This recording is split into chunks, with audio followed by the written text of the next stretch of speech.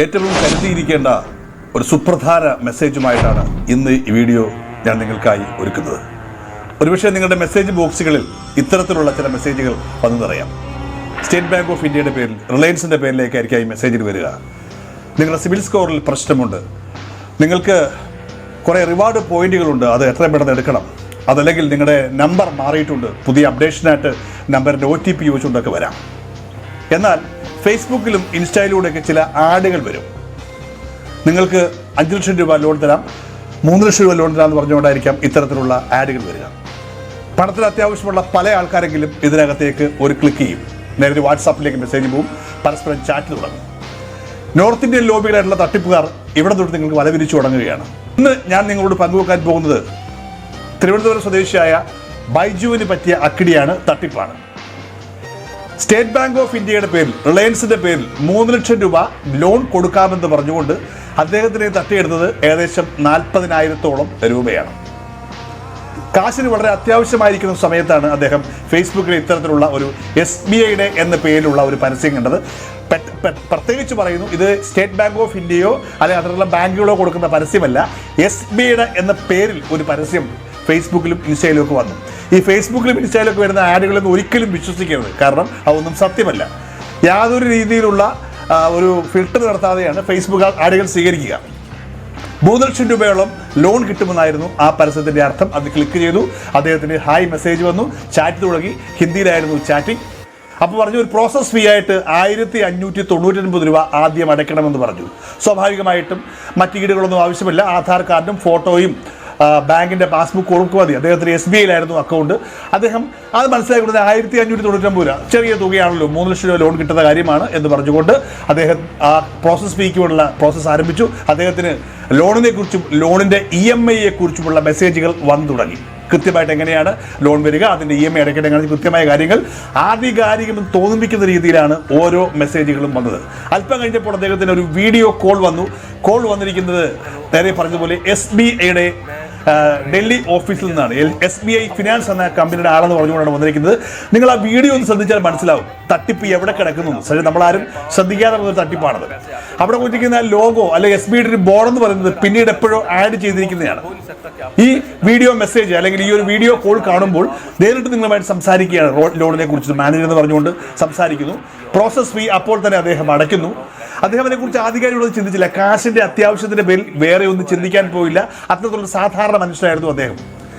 അങ്ങനെ കാശടച്ചു. അല്പം കഴിഞ്ഞപ്പോൾ അടുത്ത ഒരു മെസ്സേജ് വരുന്ന ലോൺ പാസ്സായിട്ടുണ്ട്, ഇനി നിങ്ങൾ ഇൻഷുറൻസ് ആയിട്ട്, അതും ഈ പറഞ്ഞ 6999 എല്ലാം 9ൻ്റെ കണക്കുകൾ 7000 രൂപയ്ക്ക് അടയ്ക്കണം, 1 രൂപയുടെ കുറവുണ്ട്. ഇൻഷുറൻസ് ചെയ്യാൻ വേണ്ടിയാണ് നിങ്ങളുടെ ഈ ലോൺ. ഇനി ആ കാശ് നിങ്ങളുടെ ലോണിന് കൊടുത്ത് റീഫണ്ടബിൾ ആണെന്ന് പറഞ്ഞപ്പോൾ അദ്ദേഹം വിചാരിച്ചു ശരിയായിരിക്കാം, പ്രോസസ്സ് അങ്ങനെയാണല്ലോ. അങ്ങനെ ഈ പറഞ്ഞ ആദ്യം കൊടുത്ത 1600 രൂപ കൂടാതെ വീണ്ടും അദ്ദേഹം ഒരു 7000 രൂപയുടെ ട്രാൻസ്ഫർ ചെയ്തു. വീണ്ടും അത് അടുത്ത മെസ്സേജ് വരുന്നു, നിങ്ങളുടെ സിവിൽ സ്കോർ പ്രശ്നമാണ്. റിസർവ് ബാങ്കിൻ്റെ എന്ന പേരിൽ ഒരു സൈറ്റ് ഓപ്പൺ ആകുന്നു, വെബ്സൈറ്റ് ഓപ്പൺ ആകുന്നു. അതിനകത്ത് ഇദ്ദേഹത്തിൻ്റെ ഡീറ്റെയിൽസ് ഒക്കെ കാണിക്കുന്നു. അവിടെ ഇദ്ദേഹത്തിൻ്റെ ഈ ലോൺ തടഞ്ഞു വെച്ചിരിക്കുകയാണ്. അത് കിട്ടണമെങ്കിൽ ഒരു 999, അതായത് ഒരു 10,000 രൂപയ്ക്കകത്ത് വീണ്ടും അടയ്ക്കണം എന്ന് പറഞ്ഞെടുത്ത് അദ്ദേഹത്തിന് ചെറിയ സംശയം അടിച്ചെങ്കിലും ആദ്യം തന്നെ ഏകദേശം 10,000-8,000 രൂപ പോയി കഴിഞ്ഞു. മാത്രമല്ല സിവിൽ സ്കോർ അദ്ദേഹത്തിൻ്റെ പ്രശ്നമാണെന്ന് തോന്നുന്നു. ഏതായാലും വീണ്ടും അദ്ദേഹത്തെ നിർബന്ധിച്ചുകൊണ്ട് വീണ്ടും ഈ പറഞ്ഞ 10,000 രൂപ അടപ്പിച്ചു. തട്ടിപ്പിൻ്റെ അടുത്ത സ്റ്റെപ്പിലേക്ക് വീണ്ടും കിടക്കുകയാണ്. വീണ്ടും അവർ പറഞ്ഞു ഇത് മാത്രം പോരാ, നിങ്ങളുടെ ക്യാഷ് പെൻഡിങ് ആണ്, ഇന്ന് വൈകുന്നേരത്തിനുള്ളിൽ തന്നെ നിങ്ങൾക്ക് കാശ് വരും എന്ന് പറഞ്ഞുകൊണ്ട് വീണ്ടും ഒരു 20,000 രൂപ ചോദിച്ചെടുത്ത് അദ്ദേഹത്തിന് മനസ്സിലായി ഞാൻ തട്ടിപ്പിൽ പെട്ടിരിക്കുകയാണെന്ന് പറഞ്ഞുകൊണ്ടാണ് ആ മെസ്സേജ് അവസാനിക്കുന്നത്. 2 കമ്പനികളുടെ പേരിൽ SBI എന്ന് പറഞ്ഞുകൊണ്ടും റിലയൻസ് എന്ന് പറഞ്ഞുകൊണ്ടും ഏകദേശം 40,000-ഓളം രൂപ അദ്ദേഹത്തിനെ തട്ടിച്ചെടുത്തു. പലപ്പോഴും നമുക്ക് വിദ്യാഭ്യാസമൊക്കെ ഉണ്ടെങ്കിലും നമ്മൾ ചില തട്ടിപ്പിൽ വീരാൻ മിടുക്കന്മാരാണ്. പണത്തിന് അത്യാവശ്യം വരുമ്പോൾ എന്നാൽ ചെന്ന് തലവെച്ച് കൊടുക്കുന്നവരാണ്. ഇദ്ദേഹം അങ്ങനെ തലവെച്ച് കൊടുത്തവരാണ്, കുറ്റം പറയാൻ പറ്റില്ല. കാശിന് അത്യാവശ്യം വന്നപ്പോൾ ചെയ്തു പോയ പരിപാടിയാണ്. പ്രത്യേകം ശ്രദ്ധിക്കേണ്ട ഒരു കാര്യമുണ്ട്, ഒരു കമ്പനികളും അല്ലെങ്കിൽ ഒരു ബാങ്കുകളും, പ്രത്യേകിച്ച് SBI പോലുള്ള റെപ്യൂട്ടഡ് ആയിട്ടുള്ള ഒരു ബാങ്കുകളും നിങ്ങളെ വീഡിയോ കോളിൽ വിളിച്ച് അതിൻ്റെ മാനേജറെ കാണിച്ചു തരികയോ ചെയ്യില്ല. ഇതിനകത്ത് ഒരു വീഡിയോ കണ്ടാൽ അറിയാം, ഒരു വീഡിയോയ്ക്കകത്ത് കോൺബലേഖ കരോർപതിൻ്റെ ബാങ്കിലൂടെയാണ് കിടക്കുന്നത്. എന്നിട്ട് പോലും ശ്രദ്ധിക്കാൻ പോകാതിരുന്നത് അദ്ദേഹത്തിൻ്റെ അശ്രദ്ധയാണെന്ന് ഞാൻ പറയുള്ളൂ. അദ്ദേഹത്തെ കുറ്റം പറയുന്നില്ല. എല്ലാ മനുഷ്യരും അങ്ങനെ ശ്രദ്ധിക്കുന്ന ആൾക്കാരാവില്ല, വിശ്വാസം പെട്ടെന്ന് പിടിച്ചുവിട്ടാൻ പറ്റുന്ന ആൾക്കാരായിരിക്കാം. ഇത്തരത്തിലുള്ള ഒരുപാട് ആൾക്കാർ മെസ്സേജുകൾ വരുത്തി നമ്മളെ പറ്റിച്ചുകൊണ്ടേയിരിക്കും. എനിക്കും ഇത്തരത്തിലുള്ള മെസ്സേജുകൾ വരാറുണ്ട്. നിങ്ങളുടെ സിവിൽ സ്കോർ പ്രശ്നമാണ്, അല്ലെങ്കിൽ നിങ്ങൾക്ക് റിവാർഡ് പോയിന്റ് ഉള്ളതുകൊണ്ട് SBIയുടെ പേരിൽ തന്നെ എനിക്ക് കുറേയേറെ മെസ്സേജ് വന്നിട്ടുണ്ട്. ഈ SBIയുടെ ആപ്പിൻ്റെ പേരിലൊക്കെ. SBIയിൽ അക്കൗണ്ടില്ലാത്ത ഞാൻ ഇതിനെക്കുറിച്ച് പേടിക്കേണ്ട ആവശ്യമില്ല.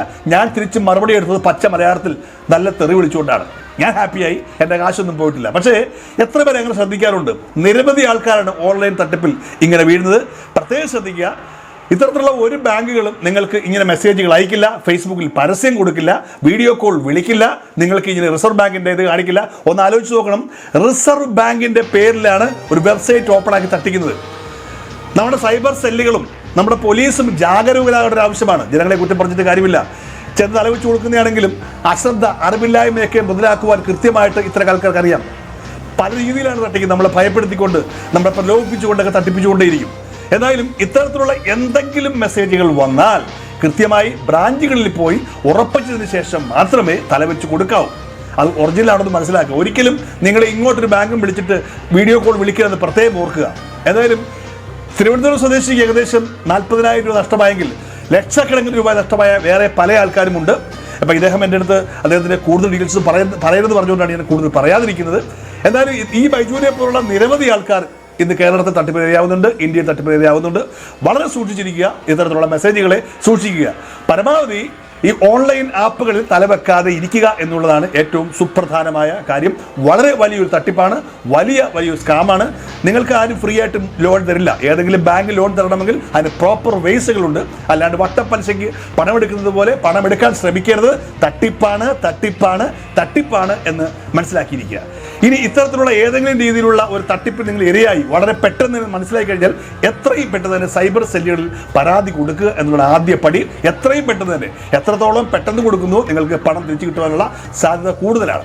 നിങ്ങൾക്ക് ഈ മെസ്സേജ് ശ്രദ്ധിച്ചാൽ അറിയാൻ പറ്റും. അതിനകത്ത് വന്നേക്കുന്ന മെസ്സേജ് SBI ബാങ്കിൻ്റെ പേരിലേക്കല്ല, അക്കൗണ്ടിലേക്കല്ല കാശ് പോയിരിക്കുന്നത്. ഏതൊക്കെയോ ഒരു പേഴ്സണൽ ആൾക്കാരുടെ പേരിലാണ് കാശ് പോയിരിക്കുന്നത്. പക്ഷേ കാശ് അയക്കുന്ന ആളും അത് ശ്രദ്ധിച്ചില്ല. അയാളുടെ അശ്രദ്ധയാണ് പണം പോയി സുപ്രധാനമായ കാര്യം തലവെച്ച് കൊടുത്തത് തന്നെയാണ്.